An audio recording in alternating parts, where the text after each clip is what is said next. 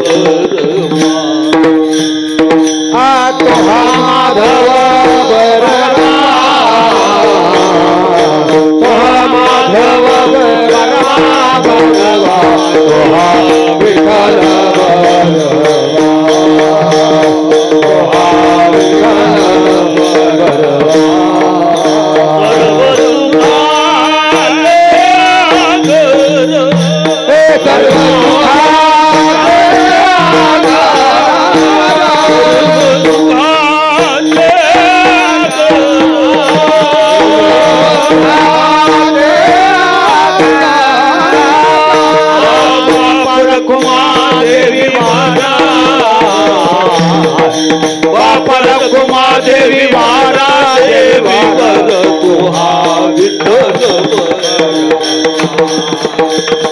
तुहा विठ्ठल वर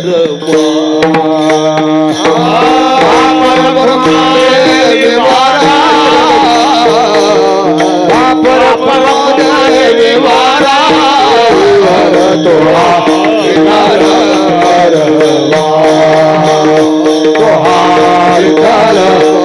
करवा सर्व सुखा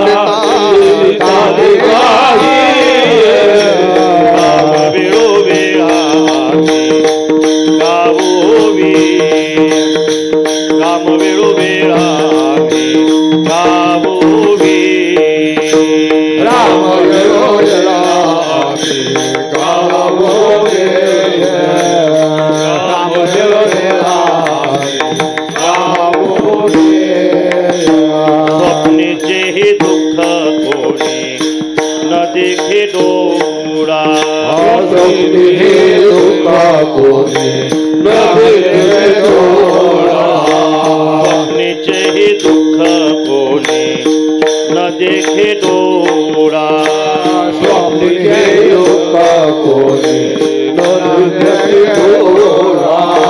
नामाचा गजरे भय सुतले कडी काढा नामाचा गजरे भय सुतले कडी काढा नामाचा गजरे भय सुतले कडी काढा नामाचा गजरे भय सुतले कडी काढा वेळो वेळा गावोवी राम वेळो वेळा गावोवी राम वेळो वेळा गावोवी राम वेळो वेळा गावोवी तडिता कांडिता जेविता गे बाई तडिता कांडिता जेविता गे बाई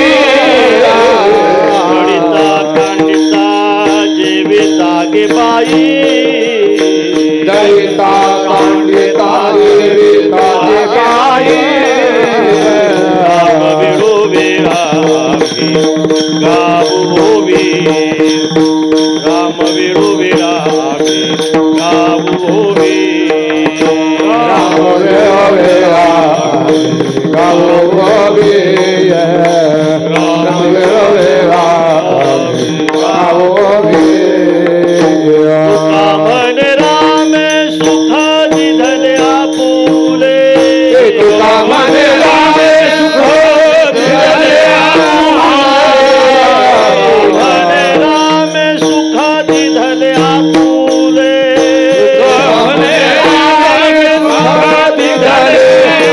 दया जन्म मरणायेने दाने कुंटले दया गर्भवासा येणे दानी कुंडले दया जन्म मरणायेने दाने कुंटले दया गर्भवायेने दानी कुंडले राम वेळो आम्ही गावोवी राम वेळो वेळा आम्ही गावोवी राम वेळो वेळा आम्ही गावोवी राम वेळो वेळा गावोवी दलिता दलिता जेविता गे बाई दलिता दलिता जेविता गे बाई दलिता दलिता जेविता गे बाई दलिता दलिता जेविता गे बाई वेळो वेळा आम्ही गावोवी राम वेळो वेळा आम्ही गावोवी राम वेळो वेळा आम्ही गावोवी राम वेळो वेळा आम्ही गावोवी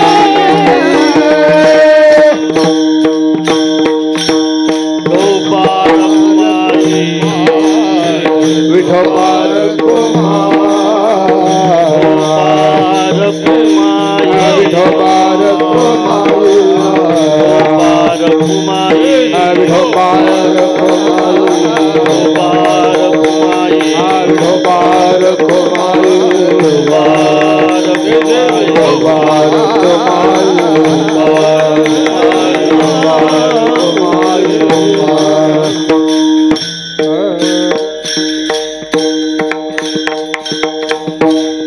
हरिभक्त परायण झाले राम राज्य गुन्हे काय आम्हासी झाले राम राज्य गुन्हे काय आम्हासी झाले राम राज्य काय गुन्हे आम्हासी झाले राम राज्य गुन्हे काय आम्हासी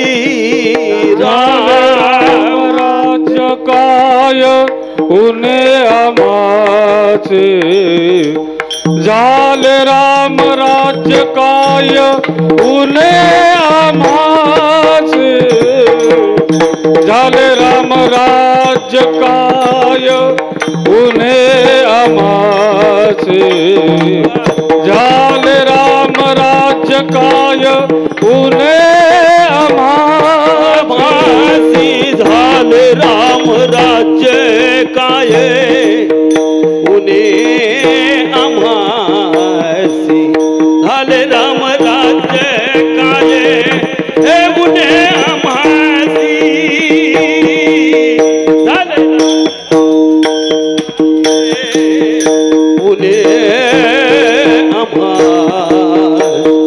झाले राम राज्य काय उन्हें झाल राम राज्य काय उन्हें अमासे झाल राम राज्य काय उन्हें अमासे झाले राम राज्य काय उन्हें अमासे झाले राम राज्य काय उन्हें अमासे धरणी धरी पिके गाई ओळल्या रे मैसी धरणी धरी पिके गाई ओळल्या मसी मसी राम राम वेळू वेळा आम्ही गाऊ राम वेळू वेळा आम्ही गाऊ धरणी धरी पिके गाई ओळल्या मैसी धरणी धरी पिके गाई ओळल्या मैसी राम वेळू वेळा आम्ही गाऊ राम वेळू वेळा आम्ही गाऊ दलिता कांडिता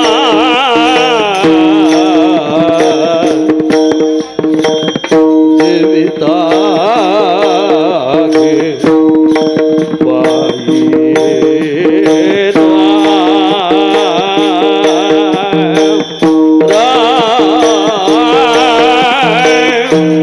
दलिता कांडिता जीविता गे बाई जीविता गे बाई जीविता गे बाई दलिता कांडिता हे देवी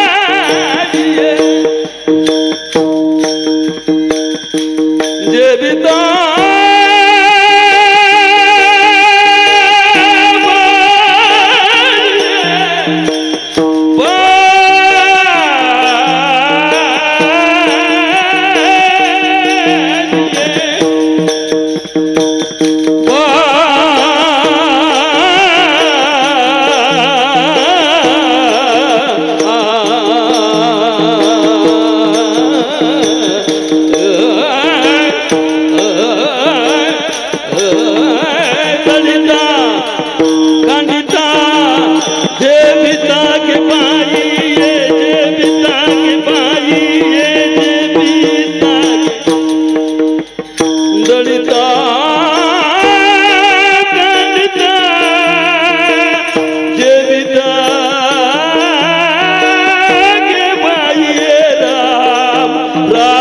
वेळू वेळा आम्ही गाऊ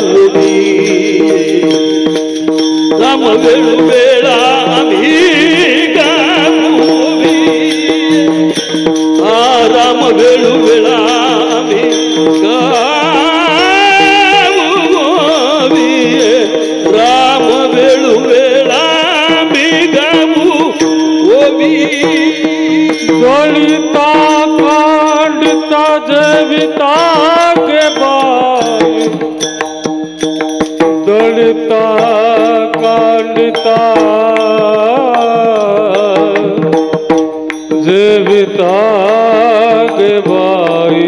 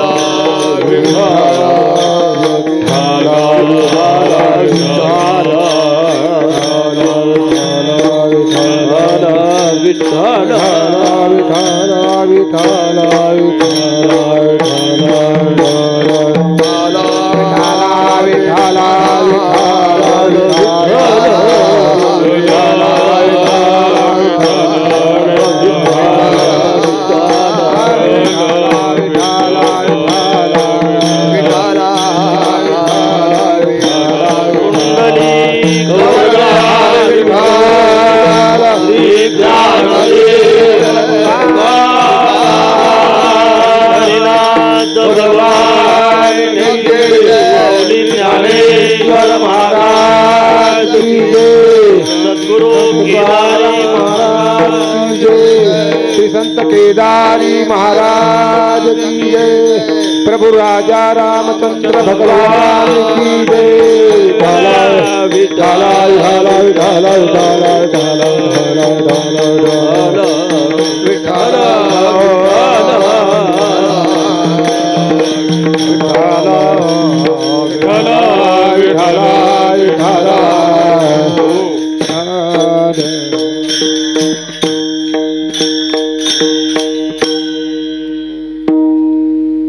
झाले रामराज्य कायवने आम्हासी,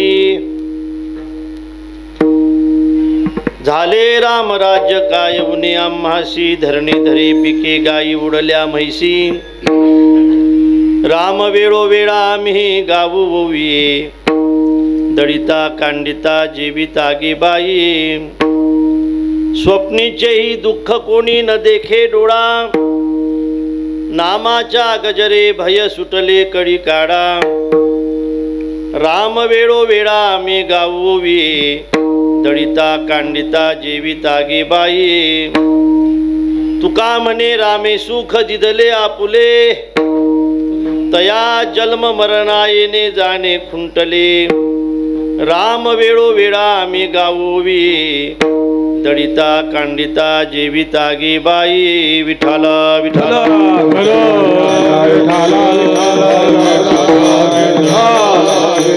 कुंडली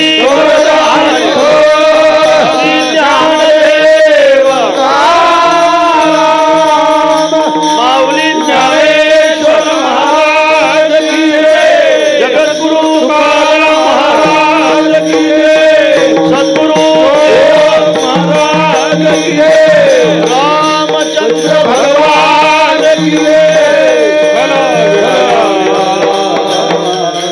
महायोग पीठे तटे भीमरथ्यां वरं पुंडरीका यदा तुम मुनीन्द्रैः समागत्य तिष्ठन्तमानन्दकन्दं परब्रह्मलिंगं भजि पांडुरंगं, पांडुरंगाकरु प्रथमं, पांडुरंगाकरु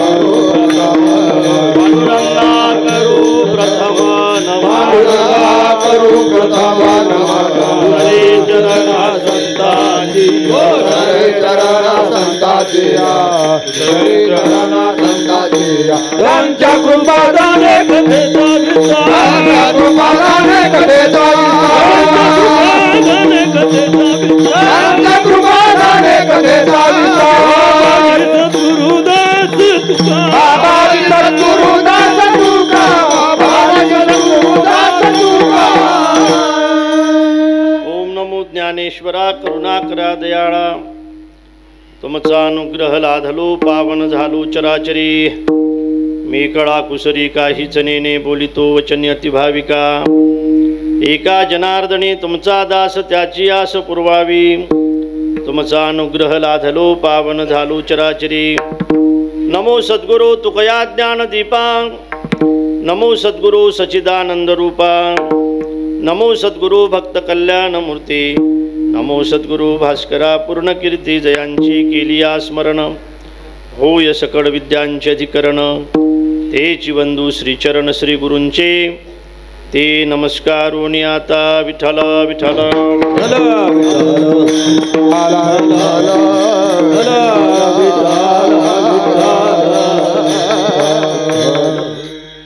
झाले रामराज्य काय उने आम्हासी धरणी धरे पिके गाई उडल्या म्हैसी राम वेळोवेळा आम्ही गाऊ विये दडिता कांडिता जीवितागी बाई. सारळगाव या गावामध्ये केदारी महाराजांच्या कृपाआशीर्वादाने गेल्या अनेक वर्षापासून अखंड हरिनाम सप्ताह चालू आहे. किती वर्ष झाले महाराज?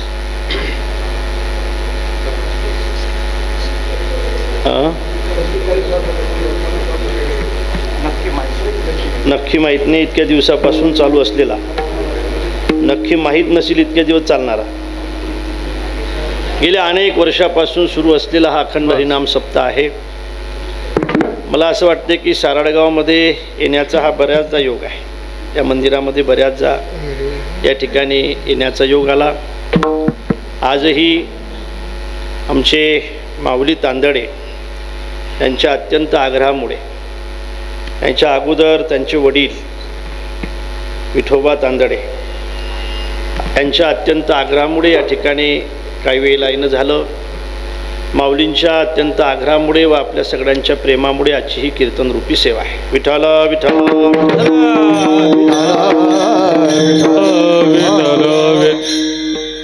चिंतन सेवेसाठी निवडलेला अभंग जगद्गुरु तुकोबारायांचा आहे. विकू कमी करतो. आणि मला असं वाटतं की हा अभंग आज निवडण्याचं कारण सुद्धा आपल्या लक्षात आलं असेल. जगदीश महाराज म्हटले की महाराज उद्या रामलल्ला आपल्या हक्काच्या घरामध्ये जाणार आहेत. यासाठी मलाही असं वाटलं की चला समयो जाना समयो जाना, आणि म्हणून हा अभंग या ठिकाणी चिंतन सेवेसाठी निवडला. या अभंगावर काय चिंतन करायचं मी काही ठरवलेलं नाही का. आणि जे येईल त्या पद्धतीचा चिंतन करण्याचा विचार आपण करणार आहोत. तुकोबारायांचे असे अनेक अभंग आहेत. आणि रामराज्याचं वर्णन करणारा, रामराज्यामध्ये आमच्या जीवनामध्ये काय परिवर्तन झालं, सृष्टीच्या जीवनामध्ये काय परिवर्तन झालं, आणि त्या परिवर्तनामुळे आता पूर्वीचं राज्य कोणाचं तरी असेल, नंतर रामराज्य आलं असेल, आणि म्हणून रामराज्यानंतर आमचं जीवन कसं बदललं याबद्दलचा विचार सांगणारा हा थोडक्यात अभंग आहे. पहा, विषय असा आहे. पहा,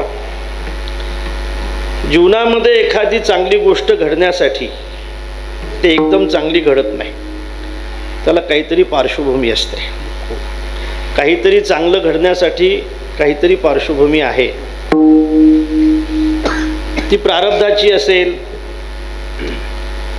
ती आपल्या प्रयत्नाची असेल, पण पार्श्वभूमी नक्की आहे. दुधापासून जर लोणी निघत असेल तर मला असं वाटतं त्यामध्ये सुद्धा अनेक प्रक्रिया आहेत. त्यालाच पार्श्वभूमी म्हणू आपण.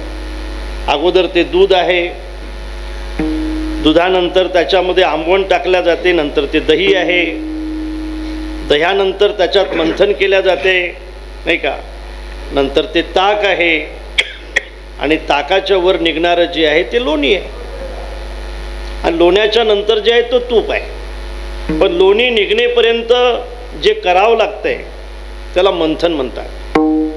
मंथनाशिवाय लोणी निघत नाही. मग ते डेऱ्यातलं मंथन असो वा समुद्रातलं मंथन असो.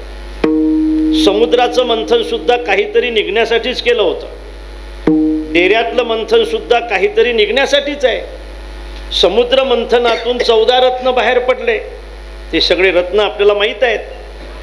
त्यापैकी बिचारे रोज संध्याकाळी जे लोक थोडासा विचार करतात तेही समुद्रातलंच रत्न आहे असं म्हणतायत, नाही का?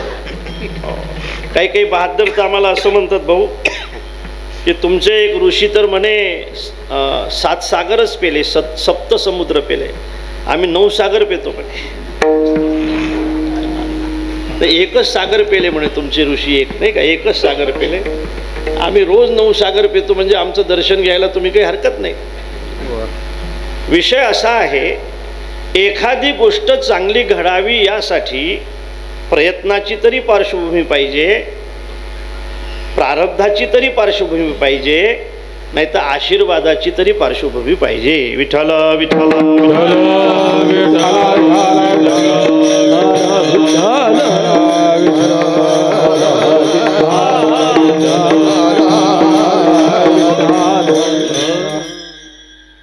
ज्ञानोबारायांना विचारलं की वयाच्या 16व्या वर्षी तुम्ही ज्ञानेश्वरी सारखा ग्रंथ सांगू शकता, हे काही पटण्यासारखं नाही. बघ, वयाच्या 16व्या वर्षी जो ग्रंथ तुम्ही सांगितला त्या ग्रंथाचा अर्थ आम्हाला 70व्या वर्षी सुद्धा नाही समजला, 60व्या वर्षी सुद्धा नाही समजला. मग तो ग्रंथ तुम्ही 16व्या वर्षी सांगितलाच कसा?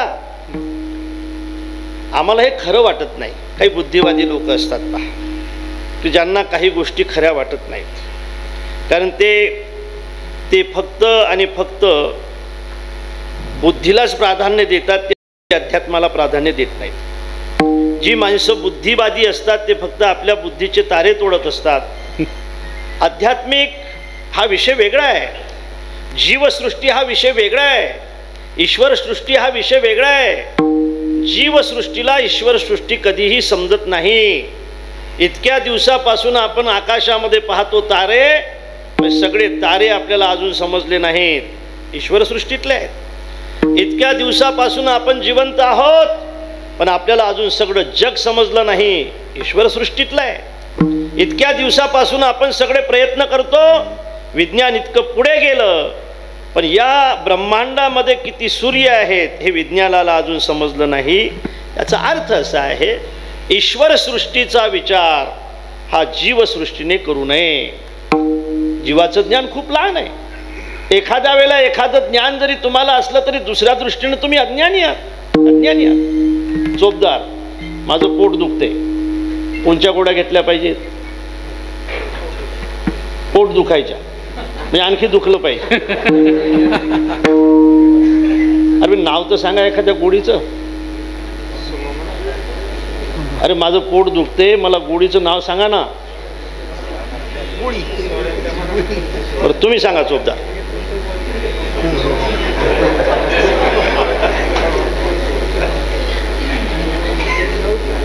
तुम्ही सांगा. याचा अर्थ असा आहे की तो यांचा विषय. तुम्ही डॉक्टरकीच्या ज्ञानामध्ये तुम्हाला अज्ञान आहे. कोण म्हणते आपण सर्वज्ञ आहोत? मलाही त्याचं अज्ञान आहे. मला जर गोळीचं ज्ञान असतं तर मी डॉक्टरला म्हटलं असतं मला ही गोळी द्या. याचा अर्थ असा आहे, एका अंशाने जरी माणूस सज्ञानी असला तरी तो अनेक अंशाने अज्ञानी आहे. हे जीवसृष्टी आहे. विठ्ठल विठ्ठल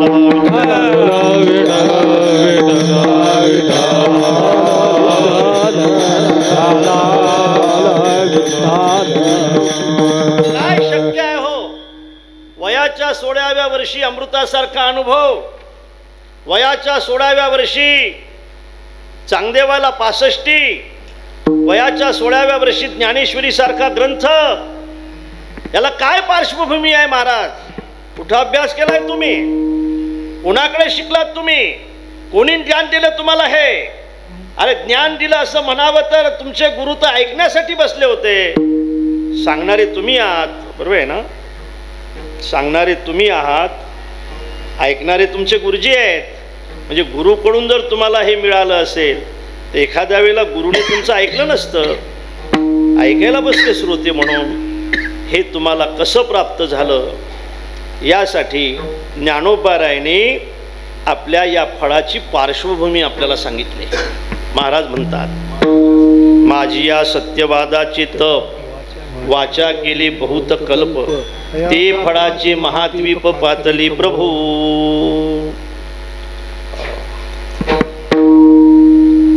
खरं बोलण्याचं तप करतोय. खरं बोलणाऱ्या माणसाला किंमत असते. नेहमी खोटं बोलणारा माणूस एखाद्या वेळेला खरं बोलला तरी त्याचं कोणी खरं मानत नसते.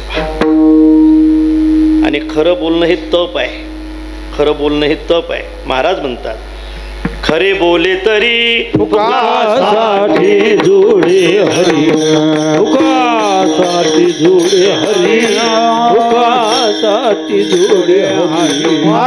खरे बोले तरी फुकासाठी जोडे हरी, फुकासाठी जोडे हरी, फुकासाठी जोडे हरी. खरे बोले तरी फुकासाठी जोडे हरी, फुकासाठी जोडे हरी राम, फुकासाठी जोडे हरी. खरे बोले तरी फुकासाठी जोडे हरी, फुकासाठी जोडे हरी, फुकासाठी जोडे हरी.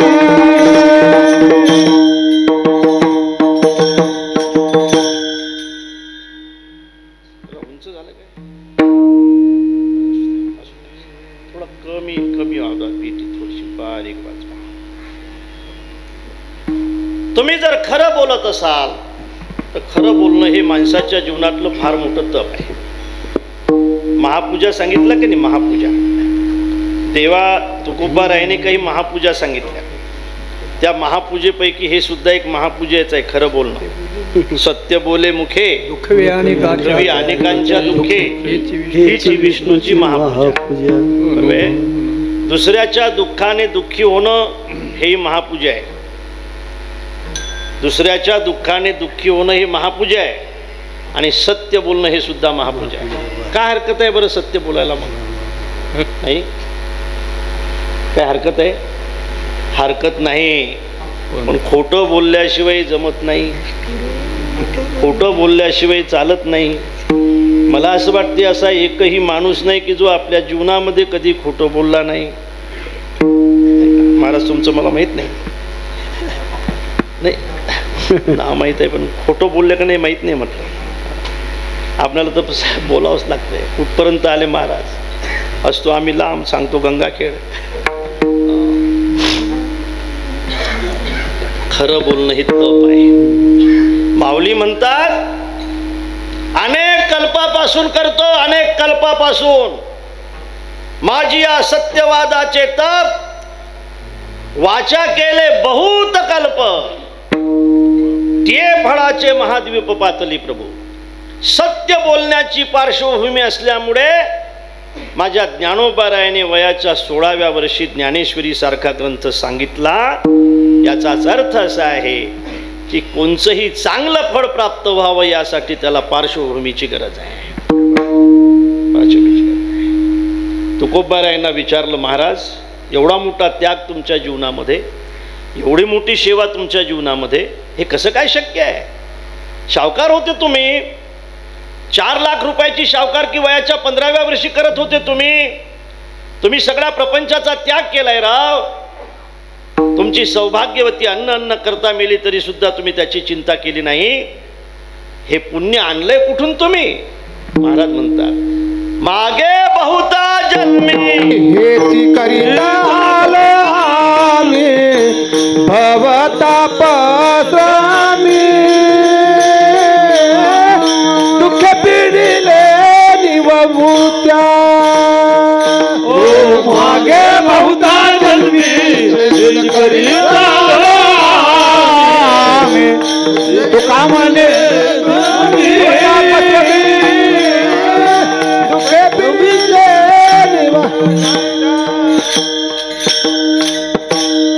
या जन्मामध्ये नाही अनेक जन्मापासून आम्ही सेवा करत आलो.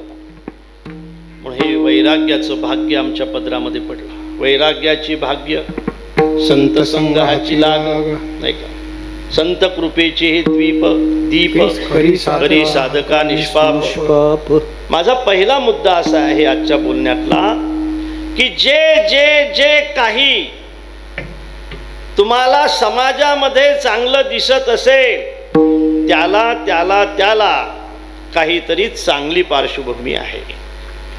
जे जे जे काही समाजामध्ये तुम्हाला वाईट दिसत असेल त्याला सुद्धा काहीतरी पापाची पार्श्वभूमी आहे. एवढं तर लक्षात आलं ना. आता पुढे चला.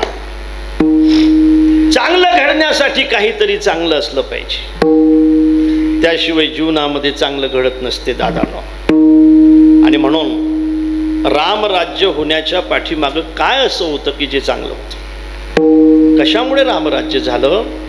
सज्जनानो, रामराज्य होण्याच्या पाठीमागं अनेकांची तपश्चर्या होती. विठ्ठल विठ्ठल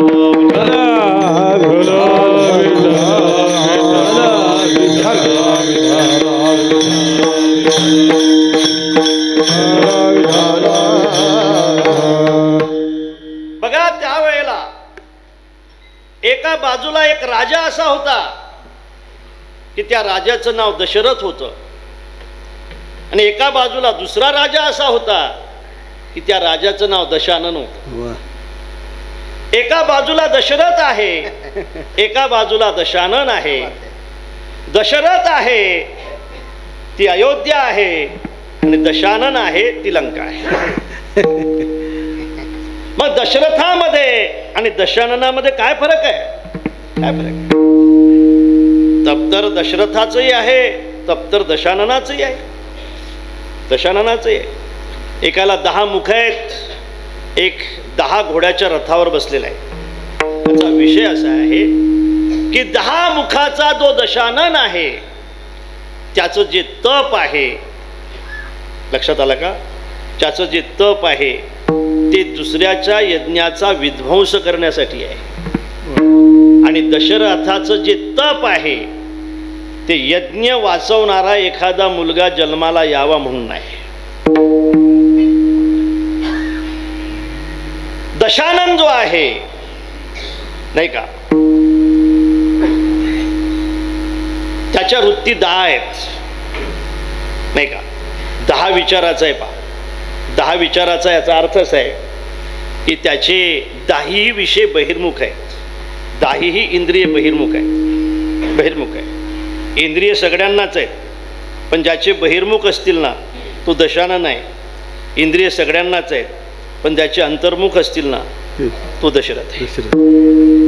10 घोड्याच्या रथावर बसलेला, 10ही इंद्रियांना आपल्या ताब्यामध्ये ठेवणारा दशरथ, आणि दशरथाच्या कुळामध्ये रामप्रभूचा जन्म आहे. एक लक्षात ठेवा, मी नेहमी सांगेन, पूर्वीच्या काळी राजे लोकांना, हे पार्श्वभूमी आहे बरं का, एखादा गुरु असायचा लक्षात ठेवा, आणि तो गुरु आध्यात्मिक असायचा. तुम्हाला आश्चर्य वाटेल की राक्षसांचे गुरु सुद्धा आध्यात्मिक असायचे, दुर्वास असले तरी. देवाचे गुरु सुद्धा आध्यात्मिक असायचे.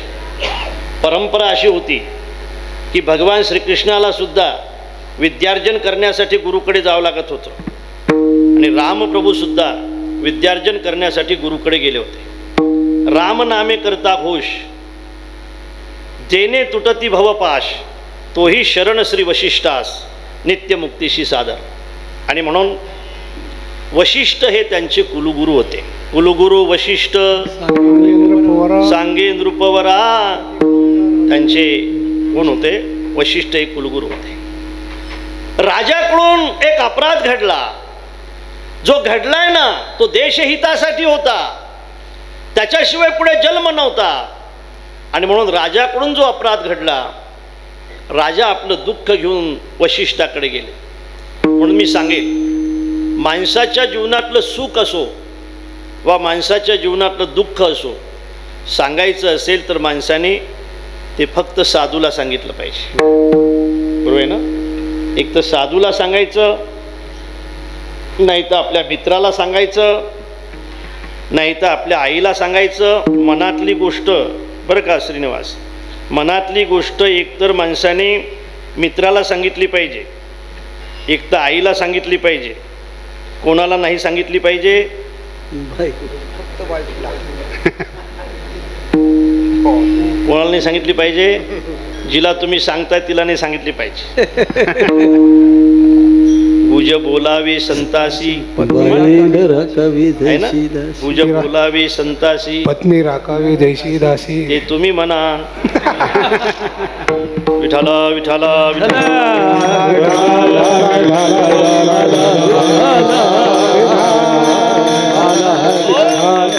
आपल्या जीवनातलं सुख ज्या वेळेला तुम्ही प्रापंचिक माणसाला सांगाल ना, ते दुःखी झाल्याशिवाय राहणार नाही.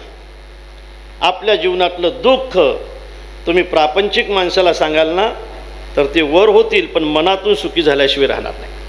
आणखी एक सांगतो, साधूला जर तुम्ही सुख सांगत असाल तर ते तुम्हाला उन्मत्त होऊ देणार नाहीत, आणि साधूला जर तुम्ही दुःख सांगत असाल तर ते तुम्हाला निराश होऊ देणार नाहीत. सुखाने माणूस उन्मत्त होतो, श्रीमंतीने माणूस उन्मत्त होतो, आणि ते होऊ नाही असं वाटत असेल तर आपल्या प्रपंचामध्ये एखाद्या साधूची संगत महत्त्वाची आहे. आणि त्यांच्या जीवनामध्ये दशरथ राजाच्या अर्थात रघुकुलाच्या जीवनामध्ये वशिष्ठ हे त्यांचे कुलगुरू होते. वशिष्ठाकडे दशरथ गेल्यानंतर दशरथाने सांगितलंय की महाराज, माझ्या जीवनातलं सर्वात मोठं दुःख हे आहे की मला मुलगा नाही, आणि दुसरं दुःख आणखी हे आहे की मला एका साधूने शाप दिला आहे. तुम्ही ऐकताय ना? मला एका साधूने शाप दिला आहे. काय शाप दिला राजा? शापाचं स्वरूप ज्या वेळेला राजाने सांगितलं त्यावेळेला वशिष्ठ हसले. बाबा, एका साधूने मला शाप दिला आणि तुम्ही खुशाल हसताय? शाप आहे शाप. आम्हासी दिदले पुत्र दुःख, तुही पावसी पुत्र शोक. हा शाप आहे आणि तुम्ही हसताय. राजा, खरं सांगू का, आशीर्वाद असला तरी एका साधूचाच असला पाहिजे, आणि शाप असला तरी साधूचाच असला पाहिजे. साधूच्या आशीर्वादाने जसं कल्याण होते तसं साधूच्या शापाने सुद्धा कल्याणच होते. आणि म्हणून राजा 7 जन्म मुलगा नव्हता, 7 जन्म नव्हता. मग आता 4 आहेत तुझ्या जन्मामध्ये. बाबा, काय बोलताय तुम्ही? म्हटले, हां, तुला आता 4 मुलं होणार आहेत, पण एक काम करावं लागेल. म्हटले, काय करावं लागेल? तुला यज्ञ करावं लागेल. कोण करेल बाबा हा यज्ञ? सांगितलंय की हा यज्ञ तो करू शकतो की ज्याने अजून गृहस्थ्याचं अन्न सेवन केलं नाही. गृहस्थ्याचं अन्न ज्याने सेवन केलं असेल त्याला पुत्रकामेष्टी यज्ञ करण्याचा अधिकार नाही. कोण करेल? कोण आहे असा एकच आहे. त्याचं नाव काय? शृंग ऋषी. शृंगीला बोलावलं, त्या ठिकाणी यज्ञ चालू झाला. तुम्हाला सगळ्यांना माहीत आहे, पूर्णाहुती झाली. पूर्णाहुतीचं श्रीफळ ज्यावेळेला समर्पित केलं, यज्ञज्वाळा प्रसन्नतेने बाहेर येत होत्या. चमत्कार घडला आणि त्या यज्ञातून यज्ञपुरुष प्रगट झाला. आणि प्रगट झालेल्या यज्ञपुरुषाच्या हातामध्ये प्रसादाचं पात्र होतं. ते प्रसादाचं पात्र त्या ठिकाणी त्या यज्ञपुरुषाने वशिष्ठाच्या हाती दिलं. वशिष्ठाने राजाच्या हाती दिलं. राजाने त्याचे विभाग केले. त्या विभागाप्रमाणे आपल्याला माहीत आहे की पिंड घारीने झडपिला हाही त्यातला एक भाग आहे. कैकेयीच्या हातामध्ये जो पिंड दिला होता, नाही कुणाच्या, तो घारीने झडपला. अंजनीने तो शेविला. अंजनीच्या तपासाठी महारुद्र आले मोठे. प्रसादाचा परिणाम झाला, आणि प्रसादाचा परिणाम झाल्यानंतर तो प्रसाद यज्ञातला होता. आणि थोडा गर्भवती झाल्या स्त्रिया, आणि वशिष्ठाने राजाला सांगितलं, कुलगुरू वशिष्ठ सांगे नृपवरा, असती गरोधरा तुझ्या कांता, धर्मशास्त्राईशे डोहाळे पुसावे, त्यांची पुरवावे मनोरथ. राजा पहिल्याने कैकेयीच्या सदनी गेला. कैकेयीला विचारलं, तुझे डोहाळे काय? विठाला विठाला.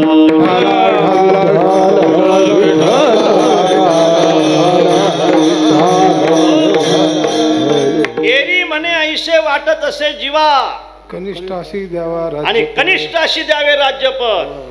ज्येष्ठासी धाडावे दुरी दिगंतरा त्याच्या समाचारा नये आम्हा त्याच्या समाचारा नये आम्हा त्याच्या समाचारा नये आम्हा धाडावे दुरी दिगंतरा त्याच्या समाचारा नये आम्हा त्याच्या समाचारा नये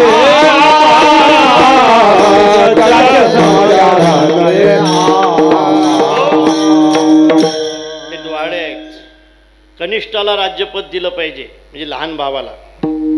ज्येष्ठाने काय केलं पाहिजे? ज्येष्ठाने वनवासात गेलं पाहिजे. नाही समाचार त्याचा आम्हा माझी मस्तकी ठेवावा हा दोष तुम्हाकडे लेश नाही काही. निंदितील जन मज वाटे सुख ऐकताची दुःख राया झाले. अरू द्या माझी निंदा होईल पण मी मोठ्याला गादीवर बसू देणार नाही. होऊ द्या माझ्यावर तो दोष लागेल पण मी मोठ्याला गादीवर बसू देणार नाही. हे डोहाळे आहेत कैकेयचे. नंतर राजाला दुःख झालं. राजे मग सुमित्रेच्या सदनी आले. ए तसे दशरथ सुमित्रा मंदिरी पाहता सामोरी येती झाली. न माये आनंद तिचे मानसी ठेवी मस्तकाशी चरणावरी. प्रक्षाळी चरण सर्वांगी लेपन तीर्थोदके गंध धूप दीप पुष्पांची माळा अर्पुनी तांबुडा उभी राहे. कैकईचे दुःख विसरला राव पाहून या भाव सुमित्रेचा. होती जे डोहाडे तुझी मानसी सांग मज पासी पतिव्रते. प्राणनाथा ऐसे वाटत असे जीवा आणि वडिलाची सेवा अहर्निशी. माझ्यापेक्षा घरामध्ये जे मोठे असतील त्यांची सेवा करण्याची संधी मला प्राप्त व्हावी हे सुमित्रेचे डोहाळे आहेत. मला वाटते चांगले डोहाळे आहेत नाही का? घरामधले मोठी माणसं असतील त्याचा मान राखला गेला पाहिजे. त्यांची मर्जी राखल्या गेली पाहिजे. मोठी माणसं आशीर्वाद देत असतात आणि म्हणून असे डोहाळे त्या ठिकाणी सुमित्रेने सांगितले. आणि आता कौसल्याच्या घरी राजे आले. कौसल्याच्या घरी आल्यानंतर उदरात असे भक्ताचा कैवारी तेथ कैशी उरी देहभाषा. सदा समाधिस्थ रामरूप झाली आणि कौसल्या माऊली नामा म्हणे. बोलत नव्हती. काय झालं काही कळत नव्हतं. भूते झळपले निश्चयशी माझी अदृष्टी नाही हा नंदन. म्हणून हे विघ्न उडवले निवारी हे विघ्न वैकुंठ नायका. रक्षिया बाळका सुदर्शने. अर्थात त्या ठिकाणी शेवटी राजाने विचारलं काय डोहाडे आहेत तुझे? त्यावेळेला कौसल्याने आपले डोहाडे सांगितले. आणि रे धनुष्य मारी रावणा लंका बिभीषणा जय राम. लंका बिभीषणा जय राम. आणि रे धनुष्य मारी रावणा लंका बिभीषणा जय लंका बिभीषणा जय. हरी रे धनुष्य मारी रावणा लंका बिभीषणा जय नमी. लंका बिभीषणा जय नमी. आणि रे धनुष्य मारी रावणा लंका बिभीषणा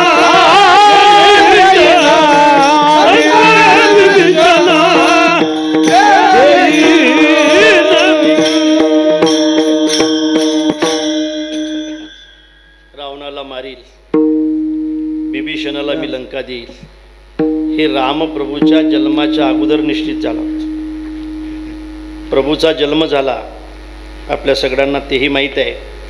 प्रभू 16 वर्षाचे झाले नाही का? आता ऐकलं पाहिजे थोडा. 16 वर्षाचे झाल्यानंतर विश्वामित्र राजाच्या घरी आले. विश्वामित्राचा यथोचित सत्कार राजाने केला आणि विचारलं कशासाठी आलात बाबा? काय पाहिजे तुम्हाला? मागण्यासाठी आलात? हा राजे मागण्यासाठीच आलो. त्यागी माणसं कधी मागत नसतात. ज्यावेळेला त्यागी लोक मागतात त्यावेळेला ते देणाऱ्याच्या उद्धारासाठी मागत असतात. सांगा बाबा काय पाहिजे? माझं धन तुमच्यासाठी, माझी दौलत तुमच्यासाठी, माझी सत्ता तुमच्यासाठी, माझी श्रीमंती तुमच्यासाठी. सांगा बाबा. तुमच्यासारखा त्यागी साधू जर मागत असेल आणि आमच्या उद्धारासाठी मागत असेल तर तुम्ही मागाल ते आम्ही तुम्हाला द्यायला तयार आहे. त्यावेळेला विश्वामित्र काय म्हणतात ते पहा. माझे मागणे नवे वित्त, माझे मागणे नवे प्राकृत, माझे मागणे रघुनाथ यज्ञ सिद्ध्यर्थ कृतकार्या. मला दुसरं काही नको, मला फक्त राम पाहिजे. फक्त रामच नाही तर लक्ष्मण सुद्धा पाहिजे. राम कशासाठी आणि लक्ष्मण कशासाठी? राम हे सत्य आहे म्हणून राम पाहिजे आणि त्या सत्याचं संरक्षण करण्यासाठी लक्ष्मण सुद्धा पाहिजे.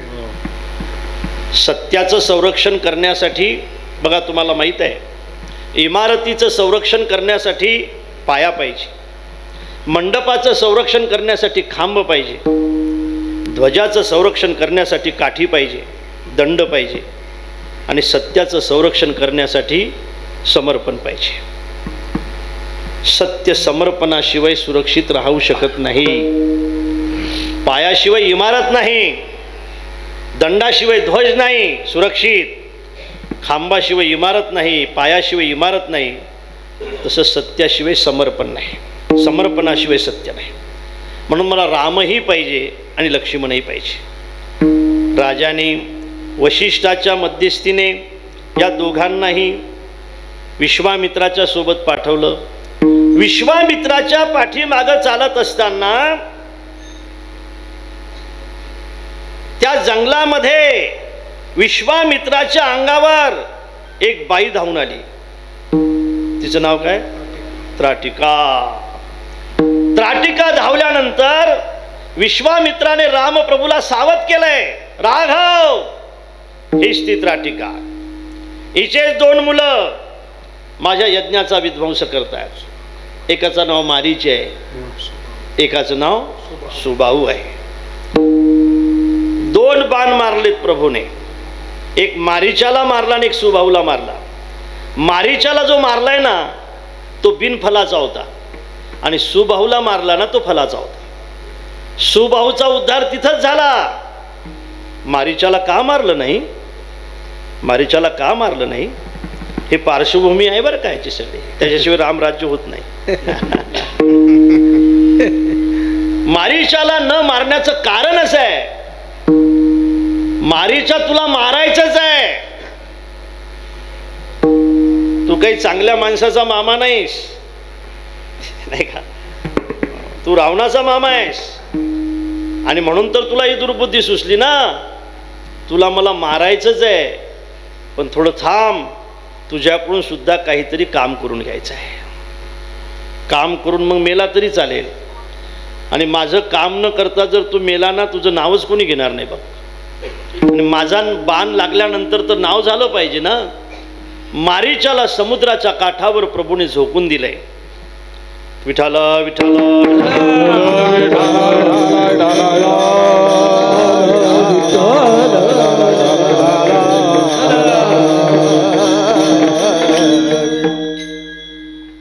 यज्ञाची सुरक्षा झाल्यानंतर विश्वामित्र रामप्रभूला घेऊन एका आश्रमात गेले. कोणचा आश्रम होता तो? गौतम ऋषीचा होता. गौतम ऋषीचा आश्रम फार मोठा आहे, पण त्या आश्रमामध्ये कोणीच राहत नाही, ओसाळ आहे. आश्रमाच्या समोर जे झाड आहे त्याला पाणी टाकलेलं कोणी दिसत नाही. आश्रमाच्या समोर जो यज्ञ आहे त्या यज्ञकुंडामध्ये बऱ्याच दिवसापासून आहुती पडलेली नाही. पण एक मात्र असं आहे, प्रभूंनी विचारलं की फार मोठी शिळा मध्यभागी आहे. त्या शिळेकडे पाहिल्यानंतर प्रभू म्हणतात की बाबा ही मध्यभागी शिळा कशी? त्यावेळेला विश्वामित्राने सांगितलं, राघव ही शिळा नाही, ही अहिल्या आहे. आपल्या सगळ्यांना माहीत आहे ही अहिल्या आहे. पण बाबा ही तर पतिव्रत आहे. अहिल्या द्रौपदी सीता तारा मंडोदरीस्तथा पंचकन्या स्मरे नित्यं महापातकनाशनम. अहिल्या पहिली पतिव्रता आहे आणि ही पतिव्रता असून ही शिळा कशी झाली याचं काय कारण आहे सांगतोय ना राघव. अहिल्याचं स्वयंवर याचं कारण आहे. स्वयंवराला पण ठरला होता. पृथ्वीची प्रदक्षिणा मारून जो अगोदर येईल त्याला अहिल्या दिल्या जाईल. इंद्राला एवढ्या असून सुद्धा असं वाटलं की अहिल्या सुद्धा आपल्यालाच असली पाहिजे. ऐरावतार बसून निघाला. पहिला नंबर आपलाच लागेल असं त्याला वाटलं आणि गौतम ऋषी आपल्या आश्रमातून निघाले आणि गौतम ऋषीने एका गाईला प्रदक्षिणा केली. त्याला धेनू म्हणतात. धेनू कोण्या गाईला म्हणतात? जिचा बछडा जिला स्तनपान करत असेल ती धेनू आहे. आणि त्या धेनूला जो प्रदक्षिणा करत असेल त्याला पृथ्वीच्या प्रदक्षिणेचं पुण्य लागतंय. ते पुण्य घेऊन गौतम ऋषी गेले. शास्त्रशुद्ध तर्क ठरला. गौतम ऋषीला अहिल्या दिल्या गेली आणि इंद्राला त्याचा राग आला. इंद्राने ठरवलं एक दिवस मी कपट केल्याशिवाय राहणार नाही. इंद्राने कपट करण्यासाठी चंद्राला सोबत घेतलं. चंद्राला सांगितलं तुला कोंबडा व्हायचा आहे. कोंबडा. वाईट माणसाच्या संगतीने गेल्यानंतर किती अधोगती होते त्याचं हे उदाहरण आहे. एका बाजूने चंद्राची पूजा आणि दुसऱ्या बाजूने इंद्राच्या संगतीने वाईट काम करण्यासाठी गेलेल्या चंद्राला कोंबडा व्हावं लागला. किती अधोगती आहे. अवेळी बाग दिला. स्नानासाठी निघून गेले ऋषी.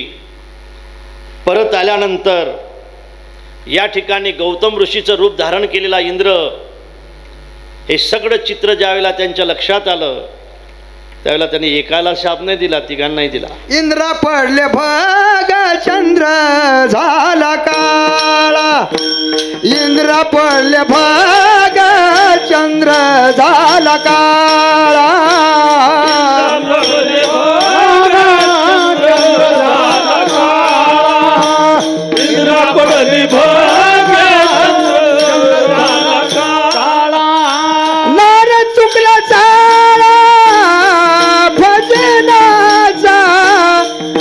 चुकला चाळा भजनाचा. नारद चुकला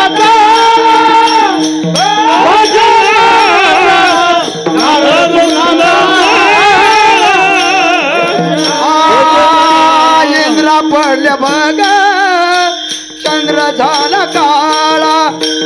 इंद्रा पडल्या बघ चंद्र झाला. इंद्राला भग पडली तेही शापामुळे. चंद्र काळा झाला तोही शापामुळे, वाईट संगतीमुळे. बऱ्याचदा माणसाचं तोंड काळं होते ते सुद्धा वाईट संगतीमुळेच. कोण सुसंगती पाही नसाई रहहीन नीच मते चतुराई. संगतीने चांगल्या संगतीने परिणाम चांगले होतात. वाईट संगतीचे परिणाम नेहमी वाईट असतात. ढेकणाचे संगी हिराजो मंगला आपल्या सगळ्यांना प्रमाण माहीत आहे. संगतीपासून सावध राहणं ही गोष्ट फारच महत्त्वाची आहे. लक्षात ठेवा. मी नेहमी सांगतो की आमचे आजोबा काही यातले नव्हते महाराज. आमची आजी चांगली होती. आमच्या आजीचे गुरु होते एक नारायण महाराज म्हणून. ते आमच्या घरी यायचे. त्यांची पूजा मी पाहायचो आणि पूजा पाहता पाहता विचारलं की कुठं शिक्षण भेटते कीर्तनकार होण्याचं. बघा आळंदीला गेलो तुमच्या पुढे आजोबा आहे. हे सगळे उपकार जर माझ्यावर कोणाचे असतील ते माझ्या आजीचे आहेत. लक्षात ठेवा. क्या बात. मला असं वाटतं की असू द्या घरातले सगळेच पारमार्थिक असलेच पाहिजेत, काही विशेष नाही. सगळेच असले पाहिजे, सगळेच माळकरी असले पाहिजेत. पण असू द्या एखादा माणूस जर घरामध्ये पारमार्थिक असेल तर त्याला परमार्थाची मनाई करू नका. मनाई करू नका.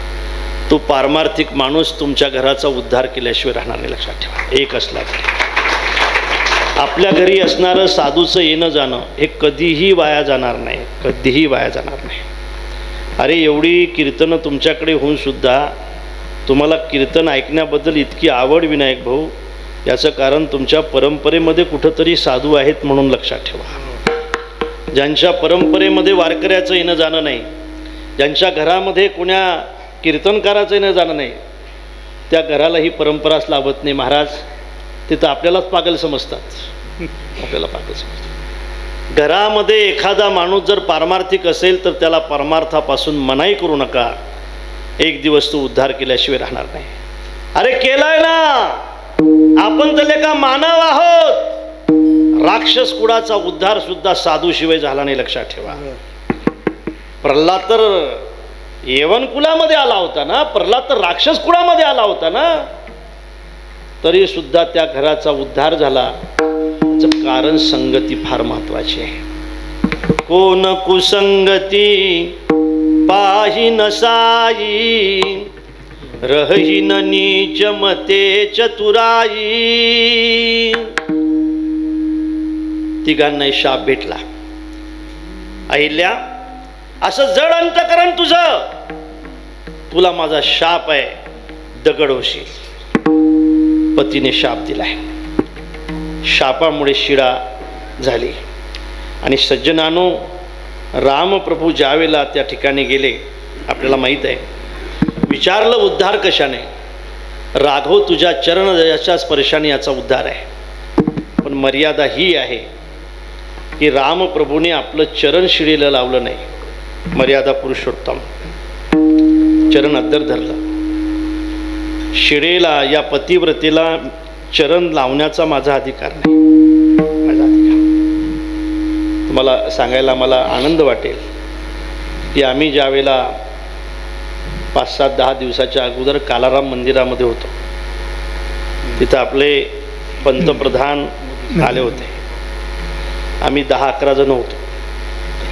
आणि आल्यानंतर आम्ही उभं राहून त्यांचं स्वागत करायचं ठरवलं होतं.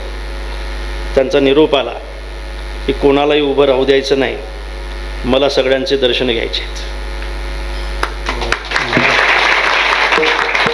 उभं राहून कोणीही माझा सत्कार करायचा नाही. मी राजा जरी असलो तरी ते वारकरी आहेत, म्हणून आम्हाला कोणालाही उभं राहू दिलं नाही.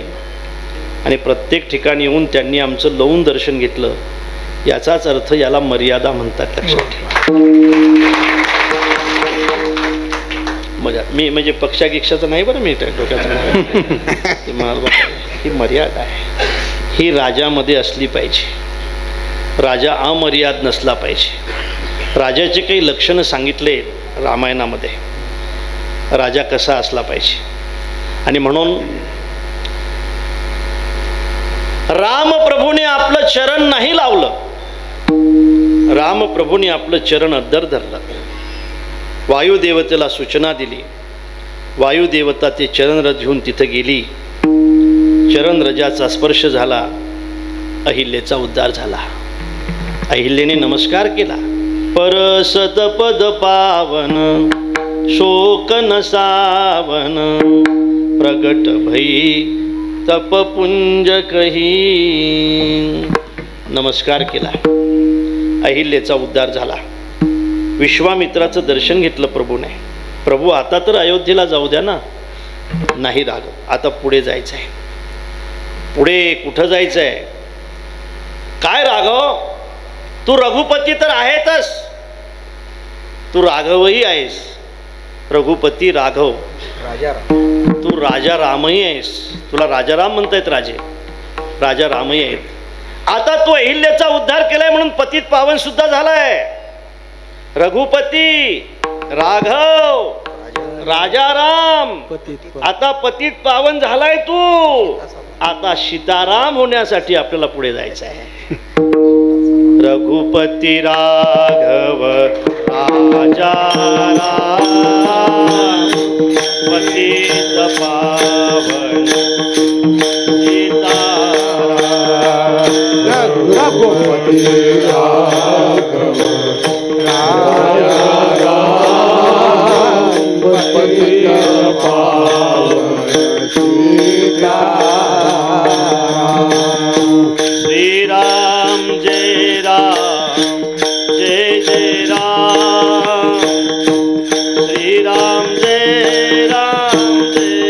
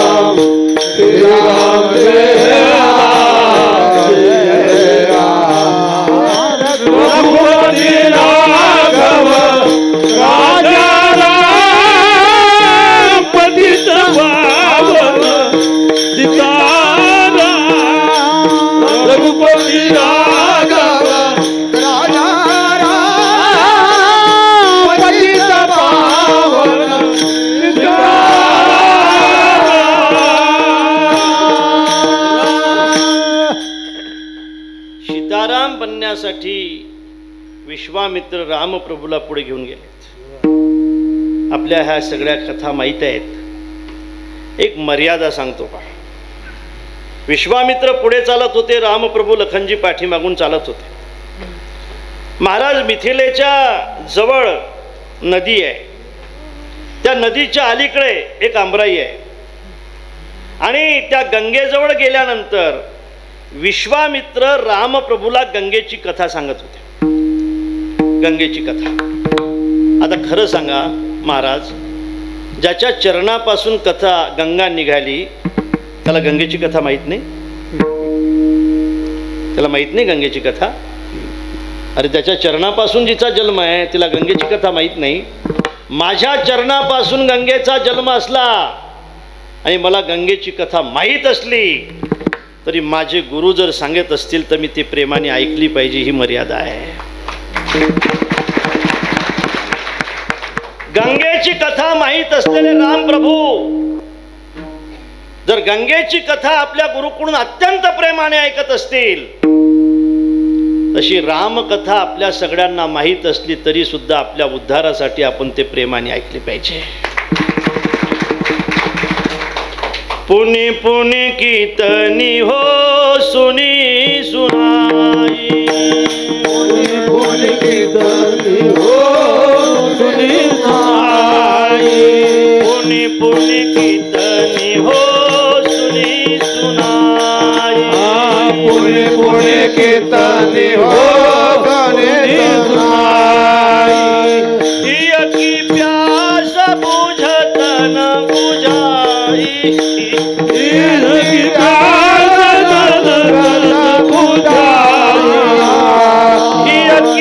प्यास बुझत न बुझाई,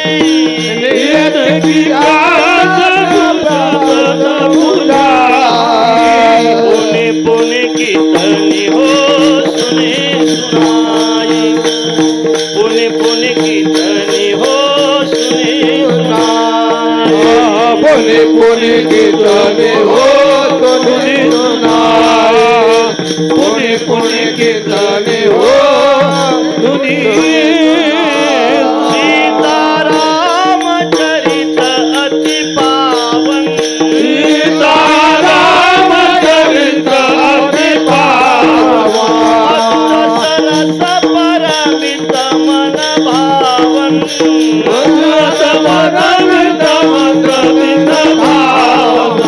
पुनि पुनि कीर्तनी हो सुने सुनाई, पुनि पुनि कीर्तनी हो सुने सुनाई, पुनि पुनि कीर्तनी हो सुनी सुनाई, पुनि पुनि कीर्तनी हो सुनी सुनाई. काही बदल नसतो जेवणामध्ये. 2-4 दिवसाने तेच असते आपल्या पुढे. 2-4 दिवसात बिचारा काय काय भाज्या बदलवतील. तेच वरण असते, तोच भात असतो, तीच कढी असते. इतकी पातळ कढी करत असतात. मग हे कढी करायची पद्धत आहे? इतकी पातळ कढी, इतकी पातळ. आम्ही झालं इतकं काम करतो आणि तुम्ही भाजीसुद्धा बरोबर करत नाही. इतकी पातळ कढी. मग हे काय तुम्हाला काही वाटत नाही इतकी पातळ कढी केली? आईने सांगितलं, बाबू आज कढी मी केली नाही, आज सुनबाईने केली. आहे पातळ मग पण फार टेस्टी आहे. सुनबाईने केल्यामुळे काय म्हणेल तो, उद्या काहीच नाही. मग सज्जना, अरे तेच ते जेवण असते. करावं लागतं ना जिवंत राहण्यासाठी. बरोबर आहे माझं? तेच ते जेवण असते पण करावं लागते जिवंत राहण्यासाठी. तेच ते रामकथा असते पण ऐकावं लागते चांगलं जगण्यासाठी. पुनि पुनि कीर्तनी हो सुनी सुनाई, पुनि पुनि कीर्तनी हो. पुन्हा पुन्हा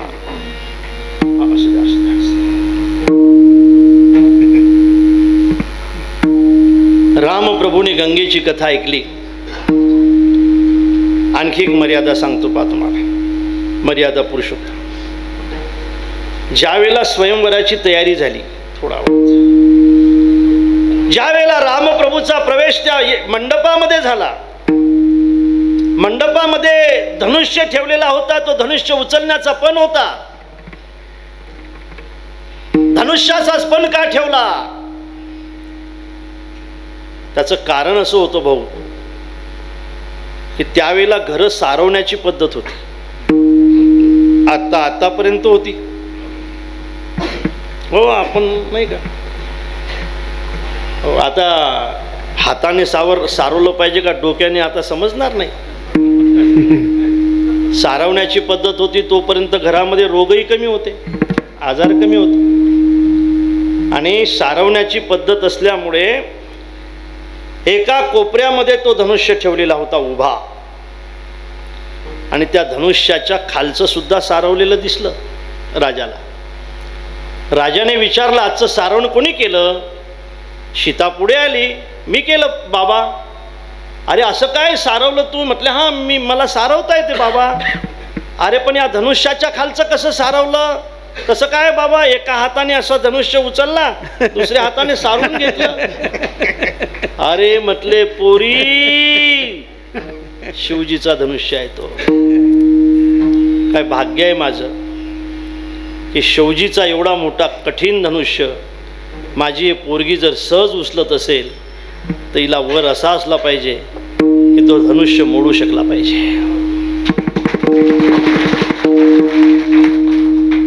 म्हणून धनुष्याचा पण ठेवला. तो असाच नाही आला तिथं. धनुष्याचा पण का ठेवला बुवा? कसं काय बुवा? आता ते मंदिर पूर्ण झालं नाही, चालू आहे प्राणप्रतिष्ठा, काही आहेत ना, काही काही काही काढतात, काही काही नाही का. तर आमचे आहेत काही, इकडले नाहीत तिकडले. आमचे म्हणजे आमचे महाराज. विठ्ठल विठ्ठल